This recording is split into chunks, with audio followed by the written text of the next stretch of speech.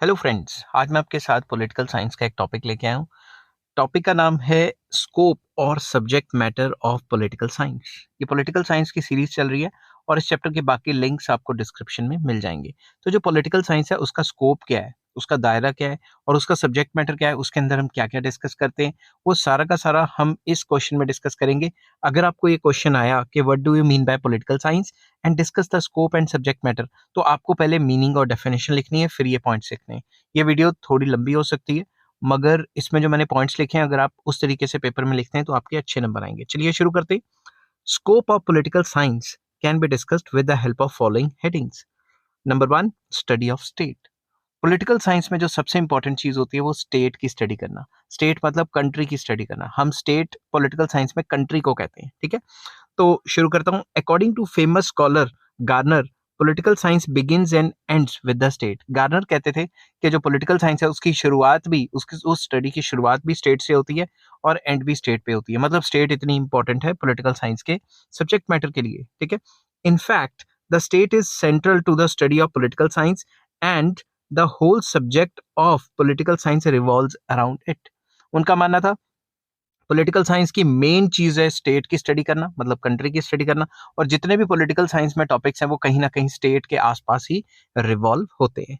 दूसरा, according to professor Gettell, pronunciation में फर्क हो सकता है, political science is historical investigation of what the state has been. वो कहते थे पॉलिटिकल साइंस एक हिस्टोरिकल इन्वेस्टिगेशन है कि पुराने टाइम में स्टेट क्या थी। Analytical study of what the state is, analytical study करना कि अभी स्टेट क्या है। And political ethical discussion of what the state ought to be. तो वो ये भी इसमें ऐड करते हैं कि एक एथिकल स्टडी करना कि अगर ऐसे ही चलता रहा तो आने वाले टाइम पे स्टेट किस तरीके से होगी, ठीक है। So on the basis on the basis of Professor Jettel's viewpoint, the study of the state can be divided into three categories, such as जो जेटल प्रोफेसर जेटल थे उन्होंने कहा था भाई पास्ट की स्टडी करना, प्रेजेंट की और फ्यूचर में स्टेट कैसी होगी उसकी स्टडी करना। तो उन तीनों को थोड़ा सा सब हेडिंग में डिस्कस करेंगे। सबसे पहले study of the past of the state, कि स्टेट का पास्ट कैसा था उसकी स्टडी करना। इसमें आप लोग लिखोगे political science is the historical investigation of the past of the state, meaning thereby के स्पेलिंग चेक कर लेना। Meaning thereby how and when the state came into existence. मतलब हिस्टोरिकल स्टडी करना कि भाई ये जो स्टेट है ये कैसे हुई और इसका जो है वो डेवलपमेंट कैसे हुआ, उस सब की स्टडी करना। अब आपको पता है कि पुराने ज़माने में स्टेट कैसे मतलब आती थी एग्जिस्टेंस में, और जैसे भी स्टेट एग्जिस्टेंस में आएगी उस सब की स्टडी करना। अगर हमें यही नहीं पता होगा कि स्टेट की स्टडी कैसे करनी है और कैसे नहीं करनी, तो हम इस चीज़ को मतलब नहीं कर पाएंगे। तो हमें सबसे पहले स्टडी करनी है कि स्टेट होती कैसी है, मतलब स्टेट पुराने जमाने में कैसी थी, ठीक है। मैं देयर बाय की स्पेलिंग सही कर लूं। उसके बाद the form of the state which we see today was not of it in the past. जो आज हम स्टेट देख रहे हैं वैसी पुराने जमाने में थोड़ी ना थी।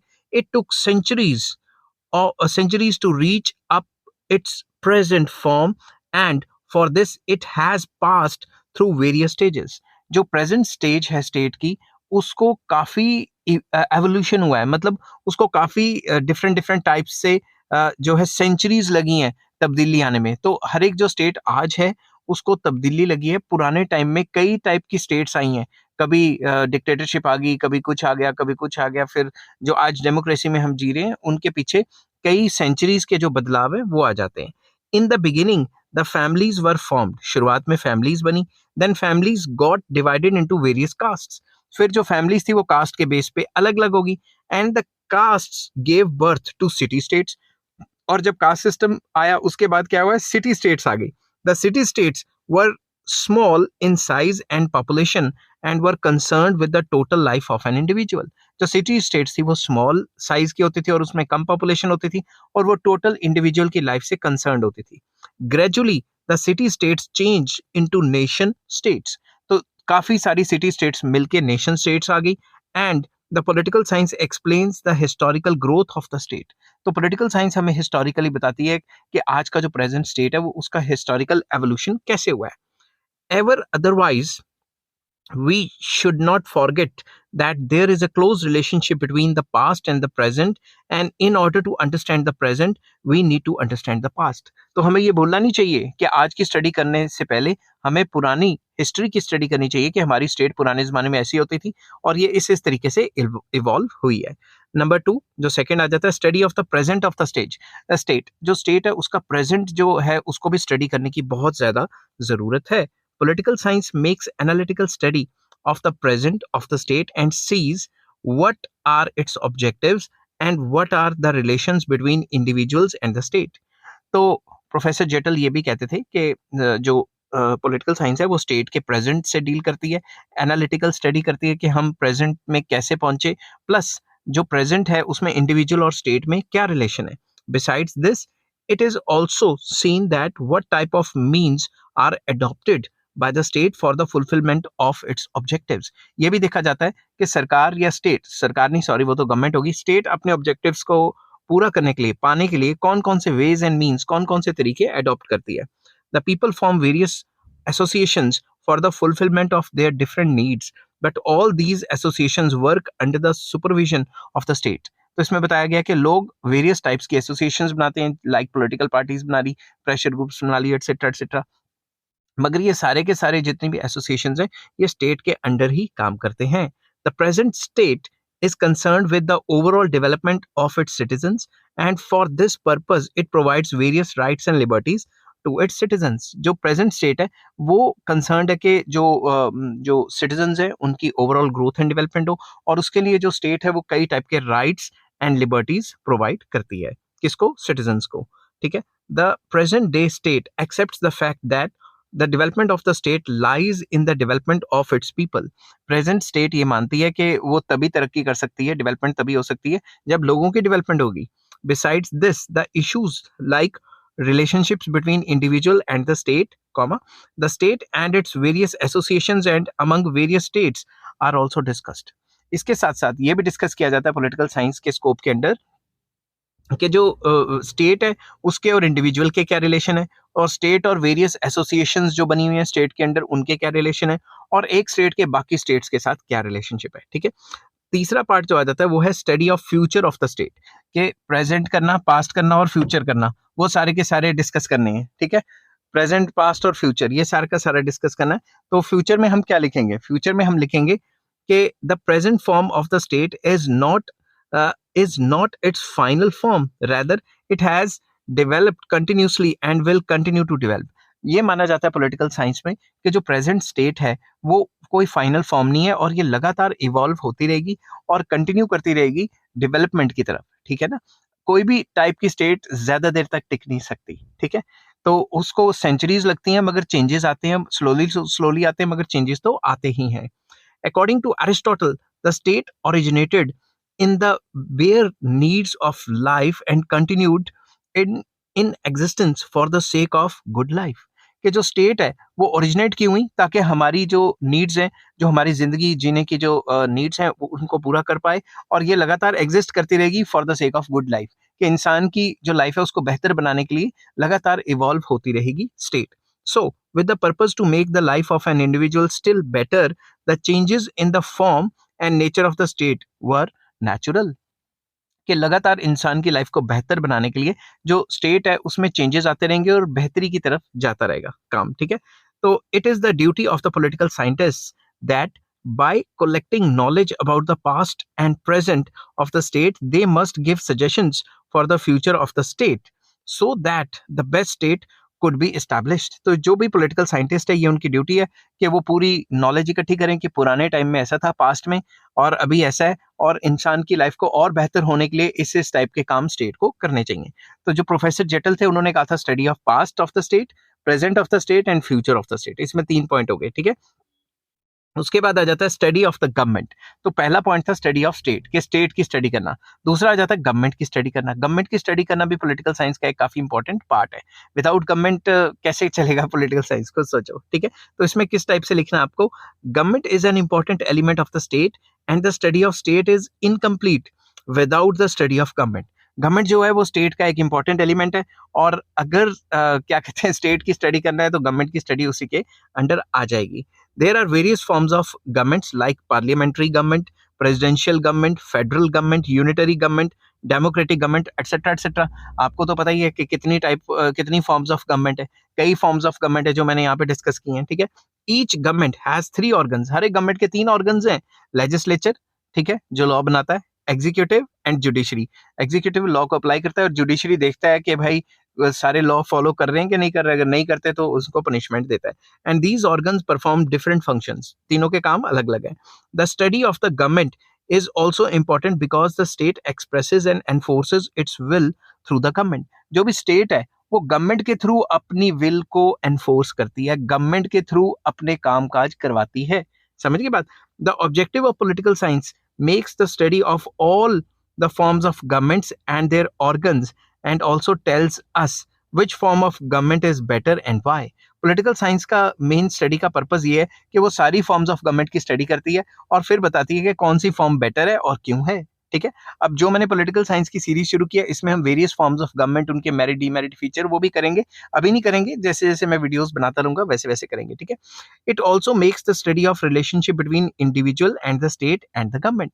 तो ये कहता है कि पॉलिटिकल साइंस के स्कोप के अंडर आ जाता है कि हम स्टेट और इंडिविजुअल और गवर्नमेंट, इनके बीच में जो आपस में इंटर रिलेशनशिप है, इसकी स्टडी करें.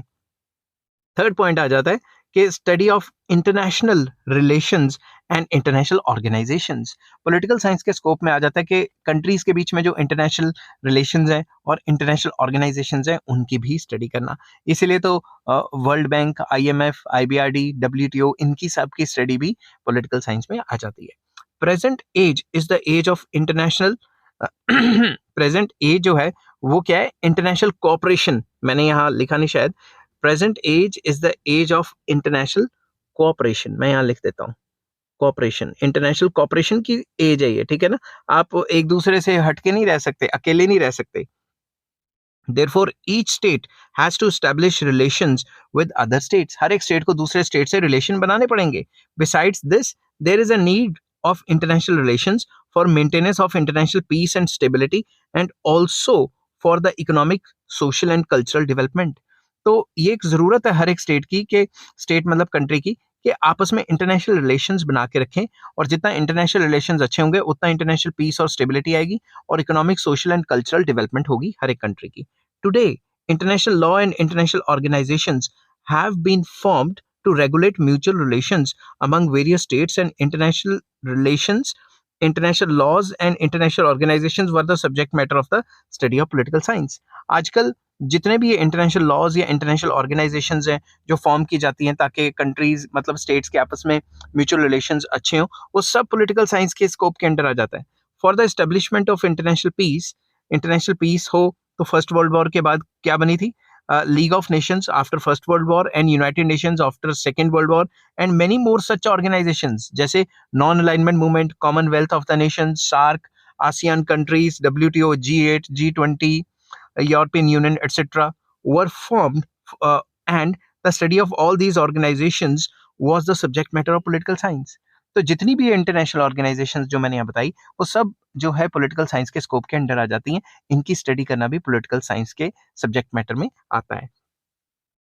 नेक्स्ट आ जाता है study of man as a political being. तो मैन की स्टडी करना कि एज अ पॉलिटिकल बीइंग वो क्या क्या काम कर सकता है. इसमें हम क्या लिखेंगे? The man is not only a social being, he is a political being also, and while living in the state he performs various political activities. इंसान सिर्फ सोशल एनिमल नहीं है, वो एक पॉलिटिकल बीइंग भी है. ठीक है ना. सोशल बीइंग नहीं है, वो एक पॉलिटिकल बीइंग भी है. और जब भी वो सोसाइटी में रहता है, स्टेट में रहता है, तो वो पॉलिटिकल एक्टिविटीज भी करता है.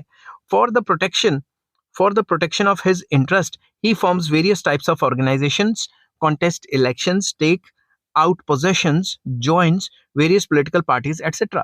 वो अपने इंटरेस्ट को प्रोटेक्ट करने के लिए वेरियस टाइप्स ऑफ ऑर्गेनाइजेशंस बनाता है, इलेक्शन लड़ता है, प्रोसेशंस निकालता है. मैंने यहाँ पोजेशंस लिख दिया, मैंने यहाँ प्रोसेशंस लिखना था, रुको 2 मिनट. प्रोसेशंस, जल से जुलूस निकालता है. ठीक है.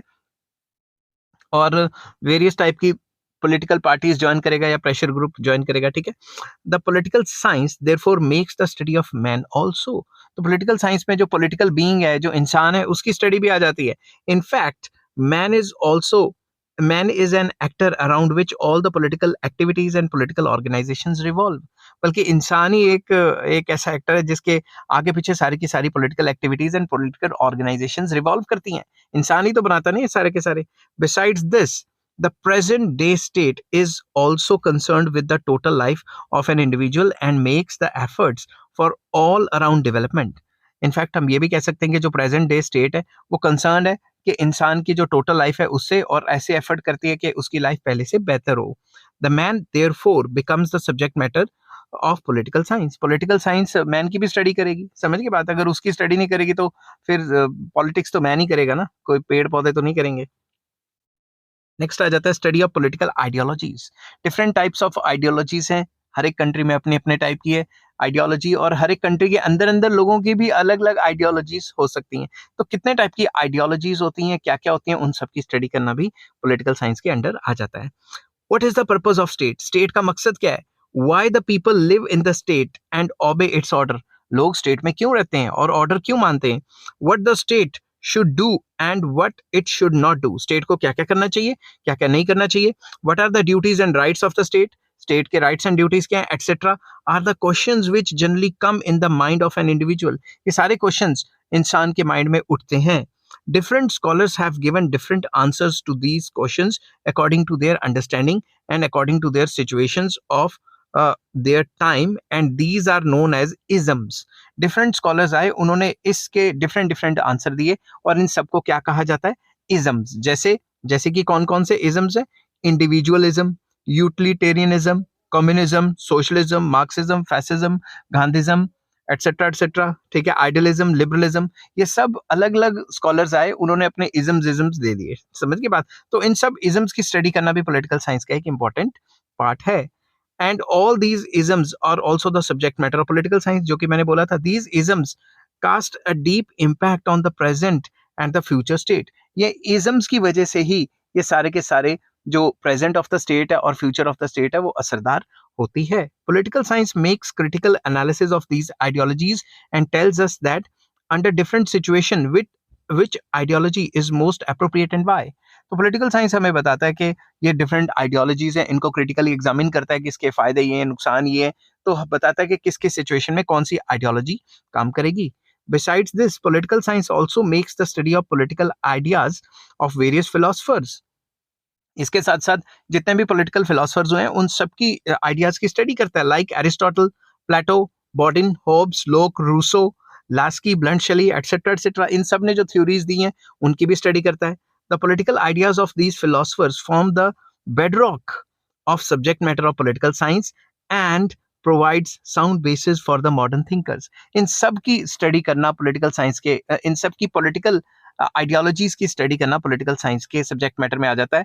बल्कि हम ये भी कह सकते हैं कि इन सब की स्टडी करना, पहले यार मैं वाईफाई बंद करूं, लोगों ने दुखी कर दिया. ठीक है, मैसेज करके वाईफाई हो गया ना बंद. हाँ, तो हम ये कह देते हैं कि इन सारी इजम्स की और इन सारी जो पॉलिटिकल थिंकर्स हैं उन सब की स्टडी करना ही मतलब जो पॉलिटिकल साइंस है उसका सब्जेक्ट मैटर के अंडर आ जाता है. और ये जितने भी स्कॉलर्स हैं पॉलिटिकल स्कॉलर्स, इनकी स्टडी करके हम अपनी एक सोच कर सकते हैं कि फ्यूचर स्टेट ऐसी ऐसी होनी चाहिए.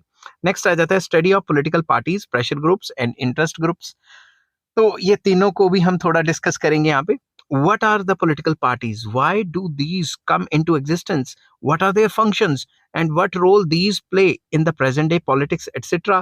are a few questions which are the concern of political science. Political science में ये सब बताया जाता है कि पॉलिटिकल पार्टीज क्या होती हैं, वो एग्जिस्टेंस में क्यों आई, उनका फंक्शंस मतलब कामकाज क्या है, उनका रोल क्या है प्रेजेंट डे पॉलिटिक्स में. ये सारी डिस्कशंस पॉलिटिकल साइंस के सब्जेक्ट मैटर के अंडर आ जाती है. In the present age, no state is free from the influence of political parties. Therefore, the study of political parties has become very important. तो आज के टाइम में कोई भी स्टेट ऐसी नहीं है जिसमें पॉलिटिकल पार्टीज ना हो. और अगर पॉलिटिकल पार्टीज हर एक स्टेट में है तो आपको पता है कि पॉलिटिकल साइंस की जो स्टडी है वो काफी इंपॉर्टेंट. स्टेट की जो स्टडी है मतलब जो स्टडी है इसकी पॉलिटिकल पार्टीज की वो काफी इंपॉर्टेंट है, और ये भी पॉलिटिकल साइंस के स्कोप के अंडर आ जाती है. लॉर्ड ब्राई है या ब्रिए है, ये प्रोनाउंसिएशन आप देख सकते हैं, is of the opinion that political parties are inevitable. No free country has been without them. ये जो पॉलिटिकल पार्टीज है वो इनएविटेबल है, होनी ही होनी है। कोई भी फ्री कंट्री जो है उसके अंदर पॉलिटिकल पार्टी तो होगी ही होगी। No one has shown how no one has shown how representative governments could work without them. तो वो कहते थे कि किसी ने नहीं ये बताया कि जो रिप्रेजेंटेटिव गवर्नमेंट होगी वो उनके बगैर कैसे चलेगी। समझ गई बात। Besides political parties man forms various types of groups for the fulfilment of his different needs which from time to time put pressure on the government and make it to take decisions in their favor. Beside political parties के अलावा जो है जो इंसान है, जो man है, उसने वेरियस टाइप्स ऑफ ग्रुप्स भी बनाए हुए हैं जो टाइम टू टाइम सरकार के ऊपर और स्टेट के ऊपर प्रेशर क्रिएट करते हैं ताकि सरकार उनकी फेवर में डिसीजंस ले। ठीक है, such groups are known as pressure groups and interest groups and these are also the subject matter of the study of political science. और ये सारे के सारे जो प्रेशर ग्रुप्स है और इंटरेस्ट ग्रुप्स है ये भी पॉलिटिकल साइंस के स्कोप के अंदर आ जाते हैं। इनकी स्टडी भी है, इनके ऊपर भी एक एक चैप्टर है जो मैंने डिस्कस करना है, जो आपके जो है इसके अंदर पॉलिटिकल साइंस के स्कोप के अंदर आता है। नेक्स्ट है study of rights and duties. तो राइट्स एंड ड्यूटीज की स्टडी करना कि क्या राइट्स होते हैं इंसान की, क्या ड्यूटीज होती हैं, कौन कौन सी होती हैं, ये सब की स्टडी करना पॉलिटिकल साइंस के स्कोप के अंदर आ जाता है। Rights are those conditions of social life which are essential for the development of an individual. Rights वो conditions है social life के अंदर जो हमारी life के लिए बहुत ज़रूरी हैं और overall हमारे all around development of individual के लिए बहुत ज़रूरी है। But the right can be enjoyed by the individual only in the society and the state, and these must be accepted by the society and recognized by the state. अब ये जो rights and duties है, ठीक है, rights जो है वो इंसान सोसाइटी के बीच में रह के एंजॉय कर सकता है और जो सोसाइटी है वो राइट्स को एक्सेप्ट करनी चाहिए। ठीक है, वो राइट्स को एक्सेप्ट करें तो सही रहेगा। अगर राइट्स को एक्सेप्ट ही नहीं करेगी सोसाइटी तो किस बात का राइट वो। अगर कोई ऐसा नेगेटिव राइट हो गया जिसको सोसाइटी एक्सेप्ट नहीं करती तो उसको अवॉइड करना चाहिए। समझ की बात। For the overall development of an individual the present day state tries to provide maximum rights to him.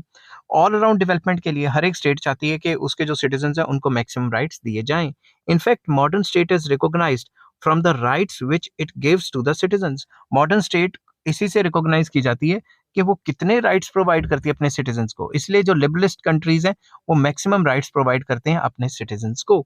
ठीक है, अब फिर आ जाता है ड्यूटीज। ड्यूटीज की स्टडी भी तो इसके अंदर आ जाती है ना। Duties are also related to rights. Duties भी राइट्स से रिलेटेड है। कुछ लोग तो कहते हैं ड्यूटीज एंड राइट्स कॉम्प्लीमेंट्री हैं। ठीक है, the fact is that the rights can't be enjoyed in the absence of duties. Fact ये है कि अगर आपने राइट्स को एंजॉय करना है ना तो आपकी ड्यूटी भी होनी चाहिए। अगर आपके पास ड्यूटी नहीं दे दिया तो राइट्स एब्सोल्यूट हो गए तो आप तो दूसरे की जिंदगी हराम कर दोगे। समझ गए ना बात। आपका राइट है फ्रीडम का मगर दूसरे का भी राइट है। फ्रीडम का मतलब ये नहीं कि किसी के घर में घुस जाओ, दूसरे का भी तो प्रिवेसी का राइट है ना। तो आपकी ड्यूटी है कि अपने राइट को एंजॉय करो मगर किसी को हार्म ना करो। समझ गए बात।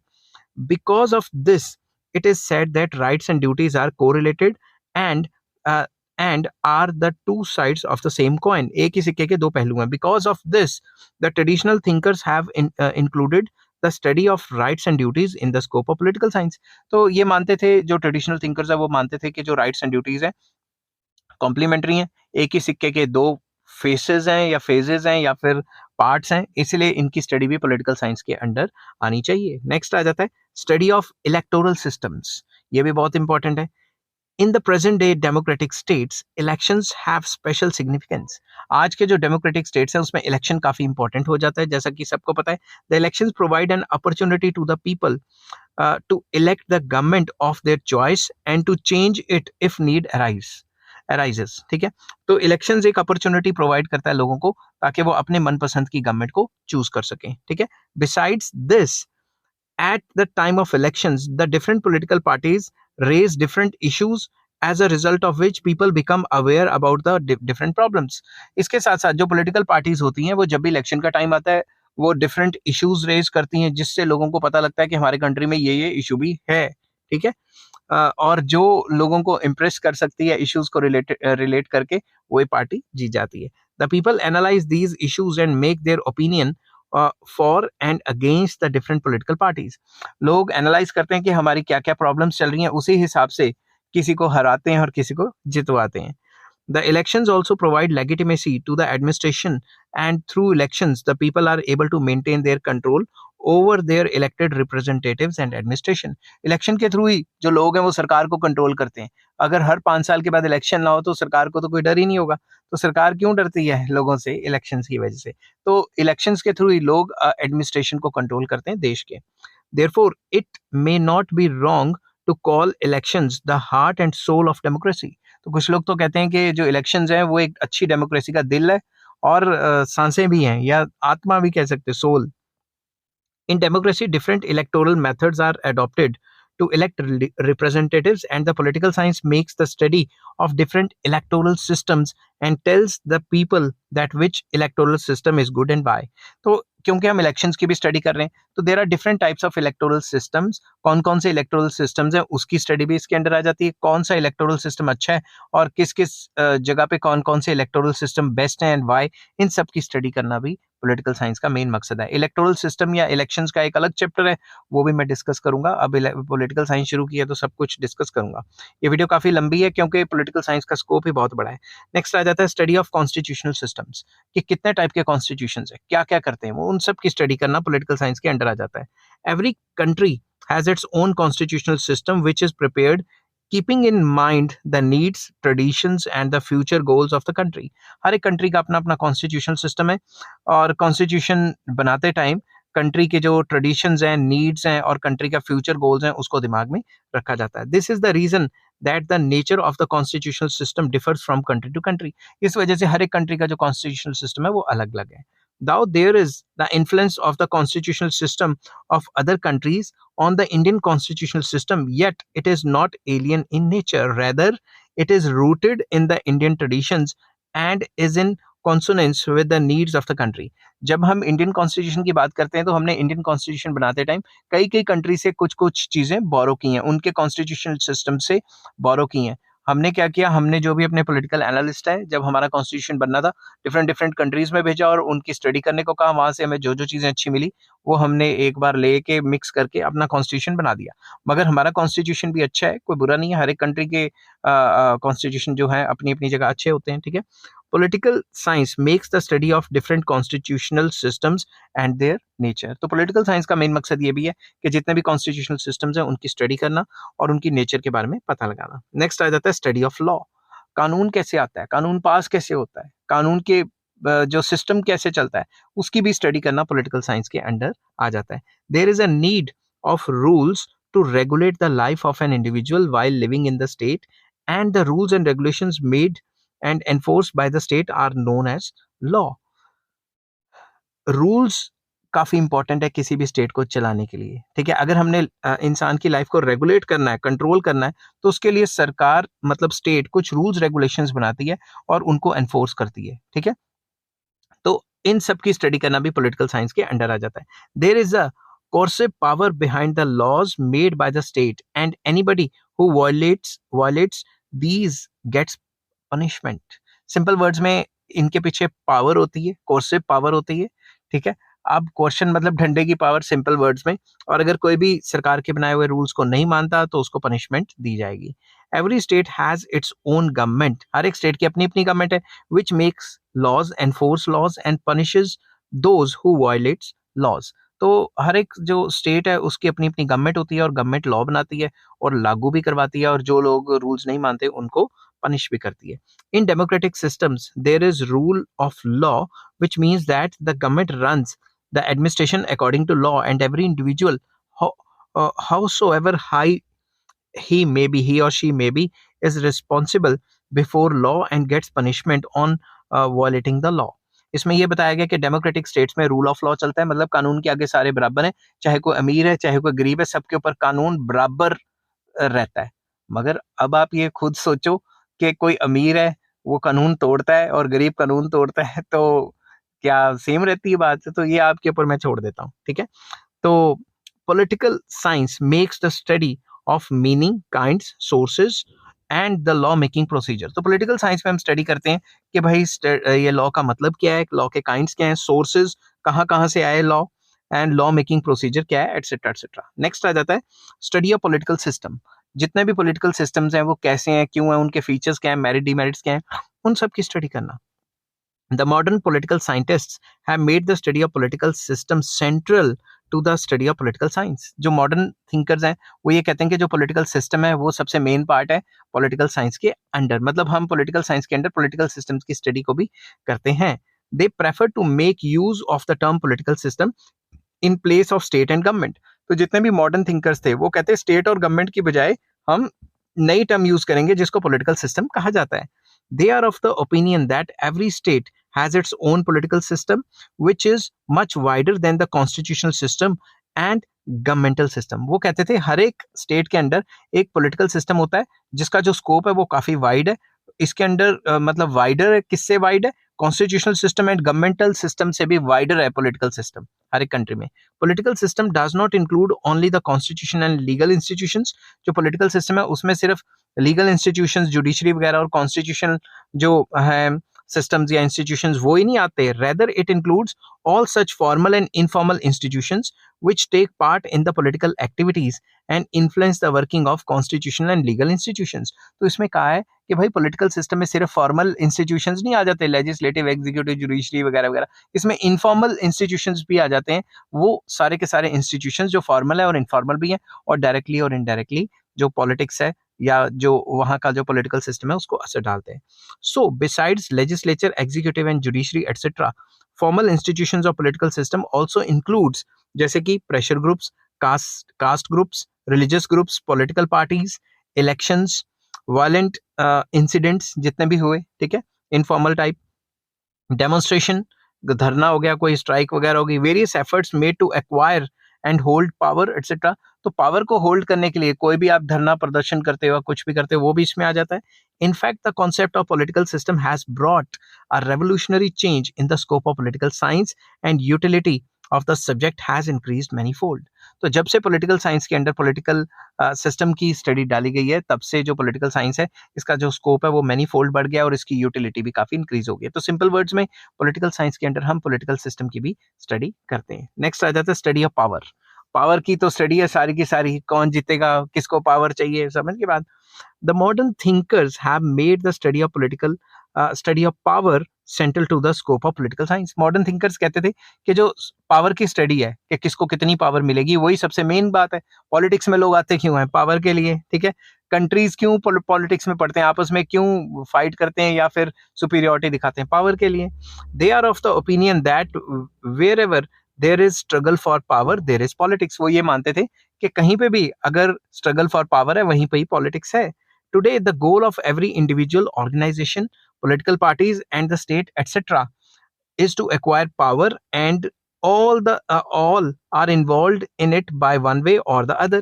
तो कोई इंडिविजुअल है या ऑर्गेनाइजेशन है, पॉलिटिकल पार्टी है या स्टेट है, हर कोई पावर के पीछे भागना चाहता है और हर कोई पावर के साथ ही मतलब काम करना चाहता है, ठीक है, मतलब पावर को ही अटेन करना चाहता है. अकॉर्डिंग टू होब्स क्या कहते थे? Life is perpetual and restless desire of power that ceased only with death. वो कहते थे लाइफ एक परपेचुअल एंड रेस्टलेस डिजायर है कि भाई मुझे लगातार काम करना है और पावर जो है वो मतलब हासिल करनी है. तो इंसान पूरी उम्र जब तक मरता नहीं है पावर के पीछे ही भागता रहता है. Because of this reason the concept of power has always remained central to the discussion among the different political scholars. तो इसीलिए जो पॉलिटिकल पावर है, पावर की स्टडी करना है वो सारा का सारा जो है सेंट्रल है, मतलब पावर की स्टडी करना पॉलिटिकल स्कॉलर्स ने कहा था कि बहुत जरूरी है पॉलिटिकल साइंस के under. Today who gets how and how much power is the subject matter of political science. तो आजकल यही डिस्कस किया जाता है किसको कौन सी पावर मिली, किसके अंडर कितनी पावर है, कौन कौन से पॉलिटिकल साइंस के जो पॉलिटिकल एजेंट्स हैं, जैसे प्राइम मिनिस्टर की पावर क्या है, प्रेसिडेंट की पावर क्या है, जो गवर्नमेंट में बैठे हैं उनकी पावर क्या है, जो पार्लियामेंट में बैठे हैं उनकी पावर क्या है, कैसे पावर को बढ़ाया जाए, इन सब की स्टडी करना. समझ की बात. नेक्स्ट आ जाता है स्टडी ऑफ इन्फ्लुएंस, असर डालना, कि मैं अगर ऐसा भाषण दूंगा तो क्या असर होगा, मैं अगर पार्लियामेंट में ये बोलूंगा तो क्या असर होगा, लीडर्स के क्या इन्फ्लुएंस होते हैं, उसकी स्टडी भी पॉलिटिकल साइंस के अंडर आ जाती है. According to Harold Lasswell, politics is the study of influence and influential. Politics वो कहते थे कि स्टडी क्या है, इन्फ्लुएंस करना, और जो इन्फ्लुएंशियल हैं, जो हमारे असर में आ जाते हैं, उनकी स्टडी है. Influence means to get a thing done from others without the use of force और कोर्शन. इन्फ्लुएंस का मतलब है जोर जबरदस्ती के बिना ही कोई काम करवा लेना, ठीक है. कई लोगों की पर्सनैलिटी ऐसी होती है, इन्फ्लुएंस ऐसा होता है कि वो बिना जोर जबरदस्ती के कहते हैं और काम हो जाता है, ठीक है. In influence, there is no fear of punishment, and its use depends upon the personal qualities and individual personality of a person. Influence में कोई डर नहीं होता, कोई पनिशमेंट का डर नहीं होता, जैसे लीडर्स कहते हैं उनके फॉलोअर्स वैसे ही कर लेते हैं। तो जो इन्फ्लुएंशियल पर्सन्स होते हैं, जो इन्फ्लुएंस देते हैं दूसरों पे, जैसे पॉलिटिकल लीडर्स वगैरह, ठीक है, वो उनकी पर्सनैलिटी ऐसी होती है कि वो इन्फ्लुएंस कर देते हैं दूसरे लोगों को। According to Robert Ed Hall, the meaning of influence is a relationship among actors in which one actor induces other actors to act in some way they would not have otherwise acted.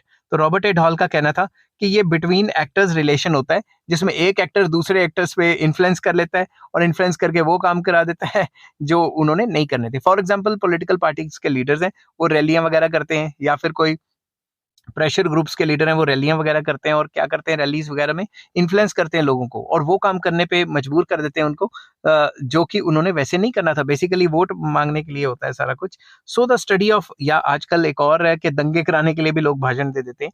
So the study of political science can not be completed without the study of influence, because it plays an important role in getting votes, in taking and implementing decisions, and in getting the things done. तो ये जो political science है, इसको मतलब discuss करना incomplete होगा अगर हम ये स्टडी ना करें कि भाई जो इन्फ्लुएंस है वो कैसे वोट्स, मतलब वोट्स के लिए कैसे पॉलिटिकल लीडर्स इन्फ्लुएंस करते हैं और कैसे अपने डिसीजंस को इम्प्लीमेंट करते हैं, और कैसे मतलब पॉलिटिकल लीडर्स जो हैं एनी पार्टी, वो कैसे मूर्ख बनाते हैं कि भाई हम ये कर देंगे, वो कर देंगे, वो कर देंगे, और ऐसे वोट ठग लेते हैं और बाद में करते नहीं करते। ये मैं आपके ऊपर छोड़ देता हूँ, ठीक है। नेक्स्ट आ जाता है स्टडी ऑफ लीडरशिप। लीडरशिप की स्टडी करना, लीडरशिप किस काइंड की है, लीडर क्या करता है, लीडर कैसे इन्फ्लुएंस करता है, कौन कौन से मेथड्स हैं, इनकी स्टडी भी इसके अंदर आ जाती है। Generally it is seen that when the people get organized for the fulfillment of their demands or any other political objective, they feel the need for leadership. जब भी लोगों को कोई अपनी जो डिमांड है फुलफिल करवानी होती है या कोई पॉलिटिकल ऑब्जेक्टिव होता है तो उनको लीडर चाहिए होता है, ठीक है। No organisation can succeed in its objectives without leadership. कोई भी ऐसी ऑर्गेनाइजेशन सक्सीड नहीं कर सकती जिसका लीडर ही नहीं है। The leaders organise the people and make them aware about their demands. Leader ही ऑर्गेनाइज करते हैं, लोगों को इकट्ठा करते हैं और लोगों को बताते हैं कि आपकी ये डिमांड्स है। दे मोबिलाइज होना चाहिए था, यहाँ पे मैं दे लिख देता हूँ। They mobilize the people and prepare them for launching movements and agitations etc. to get their grievances redressed. वही लोगों को पंप देते हैं कि भाई तुम मूवमेंट लॉन्च करो सरकार के खिलाफ, एजिटेशंस वगैरह करो ताकि तुम्हारी जो बातें हैं वो सुनी जाएं, जो रूलिंग गवर्नमेंट है वो बातें सुने।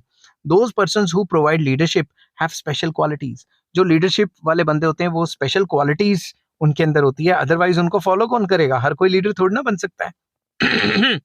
They are more wise than the common man, and because of their special qualities they become eligible for providing leadership. वो आम इंसान से ज्यादा इंटेलिजेंट होते हैं और उनके अंदर स्पेशल क्वालिटीज होते हैं जो उनको लीडर बनाती हैं, ठीक है। Such people play an important role in the interest articulation. लोगों का इंटरेस्ट बनाना और इंटरेस्ट को इकट्ठा करना, policy making and decision making, इसमें उनका काफी इंपॉर्टेंट रोल होता है लीडर्स का। Because of this reason the modern political scientist have included the study of leadership in the scope of political science. इस वजह से जो मॉडर्न थिंकर्स है उन्होंने पॉलिटिकल साइंस के अंदर पॉलिटिकल लीडरशिप या लीडरशिप की स्टडी को भी डाला है। नेक्स्ट आ जाता है study of authoritative allocation of values, कि हम अपनी वैल्यूज को अथॉरिटेटिवली कैसे एलोकेट करेंगे, ये भी डेविड ईस्टन ने कहा था, ठीक है। Famous scholar David Easton is of the opinion that politics is authoritative allocation of values. इससे उनका क्या मतलब था? According to David Easton, values are decisions and policies which are made for entire society. वो कहते थे वैल्यूज जो है वो एक डिसीजंस हैं जो पूरी की पूरी सोसाइटी के लिए बनाए जाते हैं। He is of the opinion that in every society there are some persons who want to make and enforce decisions according to their wishes and want to get maximum benefit out of it. वो कहते थे हर एक society में या हर एक state में ऐसे लोग हैं जो अपने विशेस के हिसाब से डिसीजन लेते हैं और इस हिसाब से डिसीजन को एनफोर्स करते हैं दूसरों के ऊपर कि उनका मैक्सिमम बेनिफिट हो।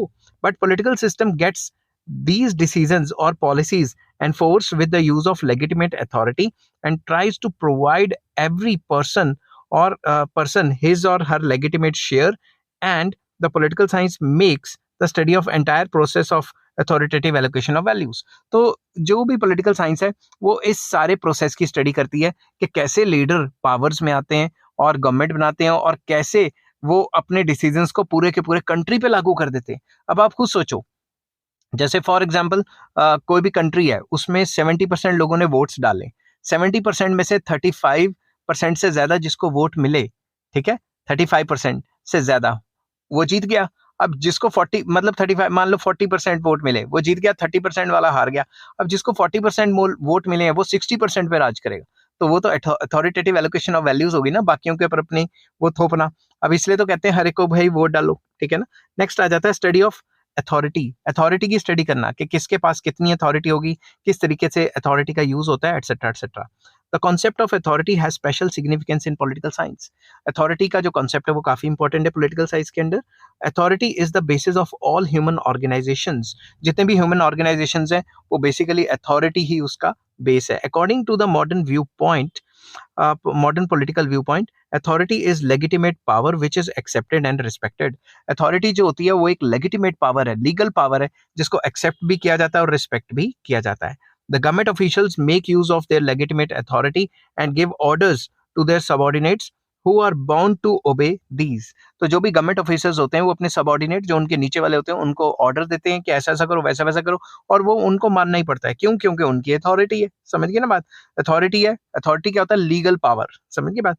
According to famous scholar Beach, authority is legitimate right to direct and influence the work of others. तो अथॉरिटी एक लेजिटिमेट राइट है कि हम दूसरों को डायरेक्ट कर सकेंगे ये काम करना है, या इन्फ्लुएंस कर सकेंगे ये काम करना है, और हमारे पास वो काम दूसरों से करवाने का लीगल राइट भी है।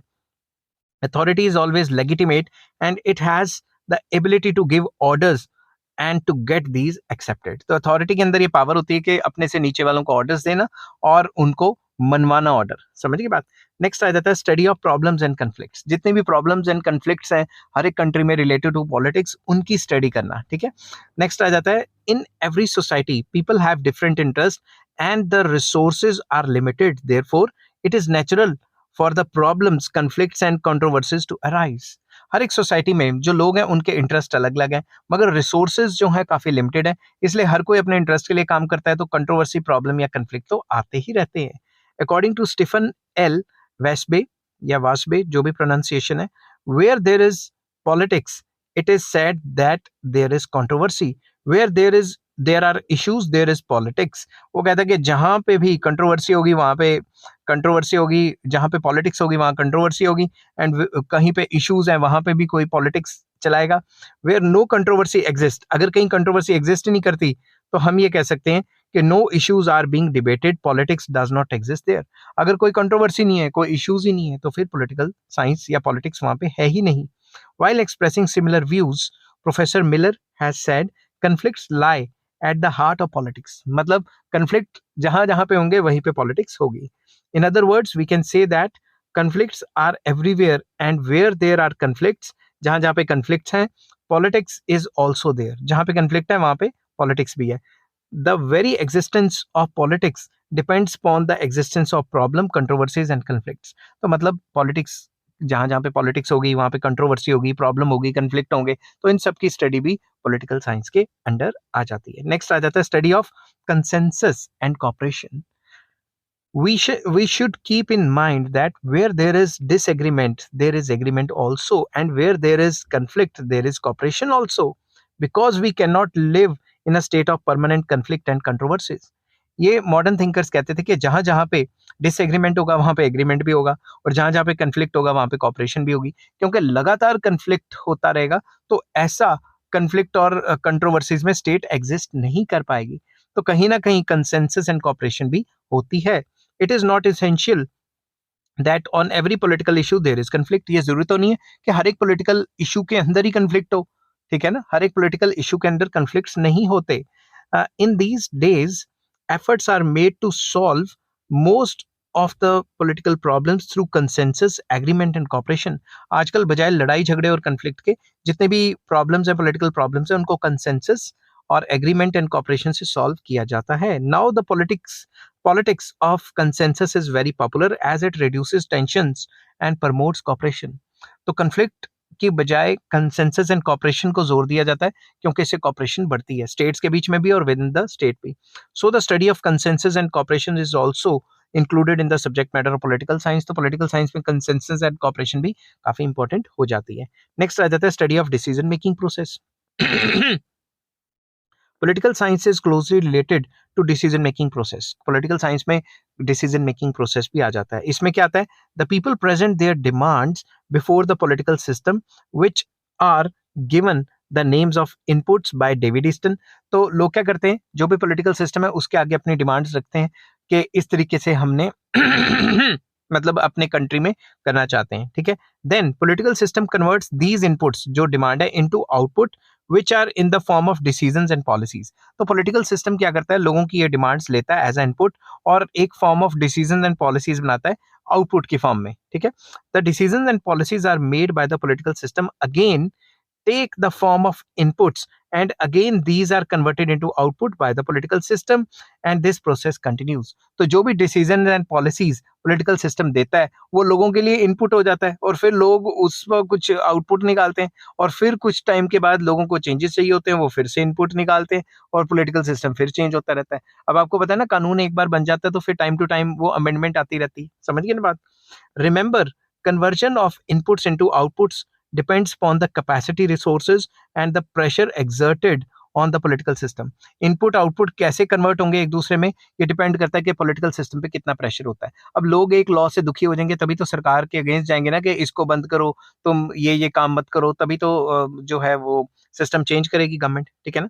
Therefore it is not necessary that the political system is able to convert all inputs into output. और ये भी जरूरी नहीं है कि सारे के सारे इनपुट को आउटपुट में कन्वर्ट किया जाए, सारे के सारे लोगों की बातें थोड़ी ना मानती है सरकार।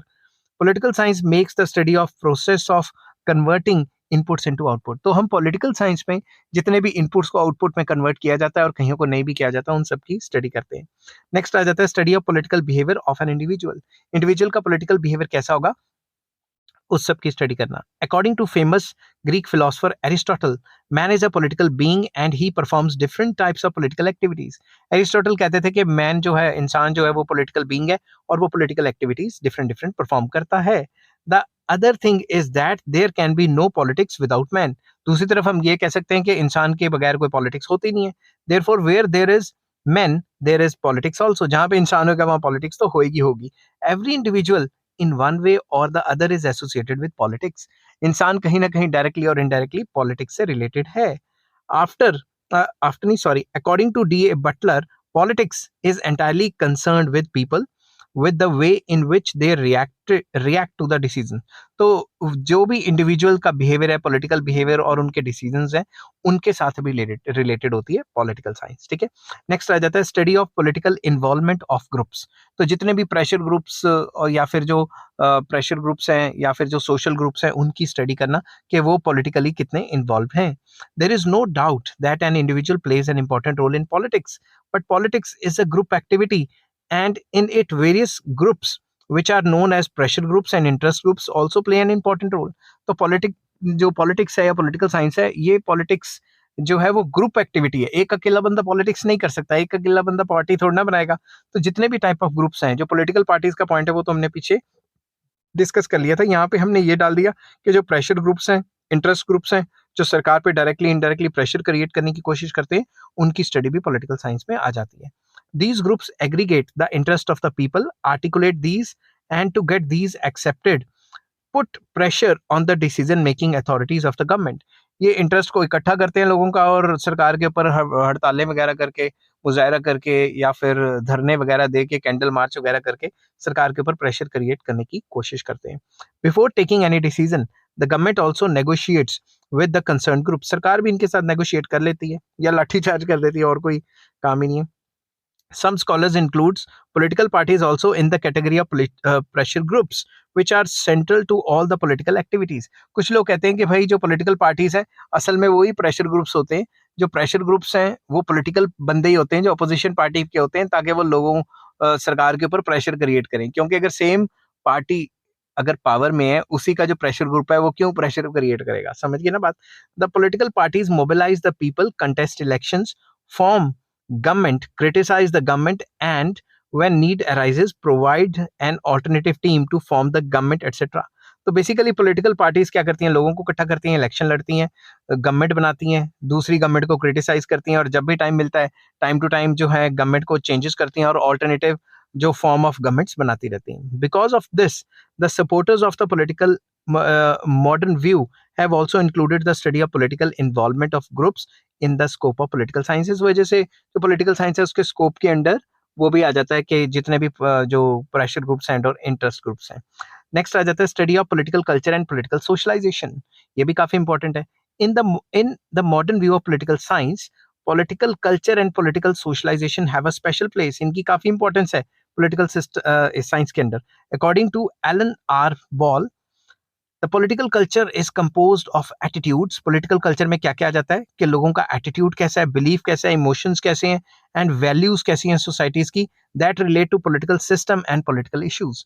पॉलिटिकल सिस्टम और पॉलिटिकल इश्यूज के रिलेटेड लोगों का क्या एटीट्यूड है, क्या बिलीव है, क्या इमोशंस है, ये सारी की सारी चीजें पॉलिटिकल कल्चर में आ जाती हैं. So all these elements in totality are given in the name of political culture. इन सबको इकट्ठा करें तो वो पॉलिटिकल कल्चर कहा जाता है. When political culture is transferred from one generation to another, or people are oriented towards political beliefs and values, then the process is known as political socialization. जब हम इसको जनरेशंस को पास करते हैं या एक कल्चर को एक ग्रुप से दूसरे ग्रुप पे या एक जो लोगों का जो ग्रुप बना हुआ है उससे दूसरे में फैलाते हैं, तो इस चीज को पॉलिटिकल सोशलाइजेशन कहा जाता है. According to Alan R. Ball, political socialization is the establishment and development of attitude and beliefs about political system. इसका मतलब है कि establish करना और develop करना, लोगों के बीच में attitude and belief create करना political system को लेके. Today, in order to understand the politics of a particular country, we need to understand the political culture and the process of political socialisation of the country. अगर हमने किसी भी country की politics को समझना है तो हमें political culture and political socialisation को भी समझना पड़ेगा, उसके बगैर नहीं हो पाएगा. Because of this the supporters of modern view have included the study of political culture and political socialisation in the political science. Simple study of elite. अब जितनी भी गवर्नमेंट्स हैं, जितनी भी कंट्रीज हैं, उसमें जो गवर्नमेंट रन करते हैं वो एलीट पीपल ही होते हैं. समझ के बात, तो उनकी स्टडी भी आ जाती है इसके अंदर. The modern thinkers of political science are of the opinion that whatever may be the form of government किसी भी फॉर्म की हो, the political power is always in the hand of elite class which runs the administration and provide leadership to the people. Government किसी के हाथ में भी हो, सरकार कौन चलाता है? बड़े बड़े बिजनेसमैन, बड़े बड़े जो अमीर कबीर लोग हैं, सरकार वही चलाते हैं. ठीक है. According to Vilfredo Pareto, political elite means that group of leaders which by virtue of its higher abilities control political power and provides leadership in the ruling affairs of the society. उनका मानना ये था कि जो political elite हैं वो group of people हैं जिनके अंदर ऐसी एबिलिटी है कि वो पॉलिटिकल पावर को कंट्रोल करते हैं और वो लीडरशिप प्रोवाइड करते हैं. ठीक है. The elite class is always small in number because of its economic, political and intellectual abilities. It has established their supremacy in the society. क्योंकि elite class काफी small होती है, small in number, कम लोग होते हैं. क्यों? या तो उनकी economic superiority है, या वो political superiority है, मतलब या तो वो political टब्बर से आते हैं, फैमिली से आते हैं, या वो पैसे बहुत ज्यादा हैं, या उनकी intellectual मतलब काफी ज्यादा इंटेलिजेंट है. तो ऐसे लोग बहुत कम होते हैं और सोसाइटी में इसी बात से वो सुप्रीमेसी झाड़ देते हैं अपनी. The common people look towards this class for leadership. हर कोई चाहता है कि वो ऐसे बंदे को ही लीडर बनाए. During elections, the people elect this class and whenever the power changes in the state, it passes into the hands of another elite class. भाई एक पार्टी से जाती है सरकार, दूसरी पार्टी पे जाती है, दूसरी पार्टी के लीडर भी एलीट होते हैं, अगर यहाँ से वहां जाती है तो भी एलीट होते हैं. समझ की बात. The supporters of this theory of elite class are of the opinion that even in democracy, the power is not in the hands of people or the majority. Rather, it is into the hands of elite class, which is always small in number and has tight control over the administration. जो elite की theory पे believe करते हैं वो तो यही कहते हैं कि भाई जो elite है वही होते हैं मेन, और एलीट के जो पास ही सारी की सारी पावर्स होती हैं, और चाहे सरकारें चेंज होती रहती हैं, एलीट नहीं चेंज होते. समझ गए बात. तो एक जगह से दूसरी जगह पे वो आते रहते हैं और उनका कोई मेन काम नहीं है. ठीक है. मतलब एक एलीट से दूसरे एलीट की तरफ ये जो पावर्स हैं ये चलती रहती हैं. ठीक है. नेक्स्ट आ जाता है study of comparative government and politics. जो कंपैरेटिव गवर्नमेंट है, कंपेयर करना, किस जगह पे क्या-क्या जो है गवर्नमेंट्स हैं उनकी स्टडी करना, और जो कंपैरेटिव पॉलिटिक्स है उसकी स्टडी करना भी जो पॉलिटिकल साइंस है उसका मेन मकसद होता है। The supporters of modern view of political science have also included the comparative study of government system of different countries in the scope of political science, कि अलग अलग कंट्रीज में किस किस टाइप के गवर्नमेंट्स हैं और पॉलिटिकल सिस्टम्स हैं उनको कंपेयर करना। कंपैरेटिव पॉलिटिक्स भी एक इंपॉर्टेंट पार्ट है। The supporters of traditional view of political science have included the study of governmental systems of developed countries of Europe in the scope of political science. जो traditional थे उन्होंने कहा था जो Europe है उसमें जो जो यूरोप में जो कंट्रीज हैं उनको आपस में कंपेयर करना, ठीक है। But the supporters of the modern view of political science have also included the study of governmental systems of developing along with the study of governmental system of developed countries। तो जो traditional थे वो कहते हैं सिर्फ developed countries को आपस में कंपेयर करना चाहिए, और जो मॉडर्न है वो कहते हैं भाई डेवलप्ड और डेवलपिंग या जो अंडर डेवलप्ड है इन सारे सिस्टम्स को आपस में कंपेयर एंड कंट्रास्ट करना चाहिए कि किस जगह पे क्या क्या सिस्टम है। Along with that, they have also included the study of all those formal and informal factors which in one way जो एक तरीके से या दूसरे तरीके से जो है इन्फ्लुएंस करते हैं वर्किंग ऑफ कॉन्स्टिट्यूशनल सिस्टम। तो इनफॉर्मल एंड फॉर्मल तरीके जिससे कि कॉन्स्टिट्यूशन असरदार होता है उस चीज की भी स्टडी करनी चाहिए। As a result of this the scope of political science has become quite vast. इस वजह से एक दूसरे के कंट्री के साथ कंपेयर करने की वजह से उसमें काफी सारी चीजें पॉलिटिकल साइंस के स्कोप में आ जाती हैं। अब कंक्लूजन क्या है इसका? After going through above discussions we come to conclusion that the scope of political science cannot be confined only up to the study of state government and various kinds of government and it's organs. तो जो political science है सिर्फ उसको state या government और उसके kinds of government और जो सरकार के जो ऑर्गन्स हैं उनको तक लिमिट नहीं कर सकते, ठीक है। Rather we need to include every activity, चाहे वो फॉर्मल है इनफॉर्मल है, which is political in nature and effects the working of political institutions into the subject matter of political science. तो हमें वो सारी चीजें जो पॉलिटिकल है नेचर में, चाहे फॉर्मल है इनफॉर्मल है, जो पॉलिटिकल इंस्टीट्यूशन से रिलेटेड है उनकी स्टडी डालनी चाहिए पॉलिटिकल साइंस में। As a result of this the subject matter of political science has become very wide. इस वजह से पॉलिटिकल साइंस का जो सब्जेक्ट मैटर है या जो स्कोप है काफी बढ़ जाता है। Today the entire environment around the individual is political and he can not escape from the influence of politics. आजकल हमारे आसपास जितना भी एनवायरमेंट है वो पॉलिटिकल है और हम पॉलिटिक्स से बच ही नहीं सकते। समझने की बात, हर जगह पॉलिटिक्स है। Man is a political being and in his daily life he takes part in so many political activities। Man एक पॉलिटिकल जो है एक पॉलिटिकल बीइंग है और डेली लाइफ में हम इतनी पॉलिटिक्स की बातें भी करते हैं और कहीं ना कहीं डायरेक्टली इनडायरेक्टली पार्टिसिपेट भी करते हैं। Therefore starting with the study of individual and his political behavior, the study of political science is concerned with the study of whole mankind living in the world, their political activities, their political organizations, international law, international organizations, international issues like peace, environmental protection, terrorism, poverty, illiteracy, racial discrimination, etc. etc. इसलिए हमारे आसपास की चीजें जो directly या indirectly हमारी life को असर कर रही हैं, जो पॉलिटिक्स से रिलेटेड है, वो सारी की सारी चीजें पॉलिटिकल साइंस की स्टडी में आ जाती हैं। आई होप ये वीडियो आपको पसंद आई होगी, थोड़ी बड़ी होगी, और इसमें से आप पॉइंट्स अपने हिसाब से लिख सकते हैं, और इस चैप्टर के सारे लिंक्स आपको डिस्क्रिप्शन में मिल जाएंगे। Take care, bye bye.